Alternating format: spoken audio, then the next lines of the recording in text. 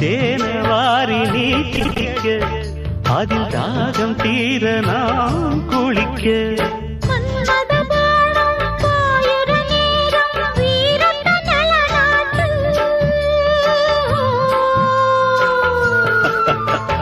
மாலையில் தொடங்கி காலையில் அடங்கும் வாலிப விளையாட்டு பூவுடல் புரண்டு வரும் பார்க்கடல் தீண்டினாள் என்னை தூண்டினாள் அவள் வலைகளை விரித்ததும் நான்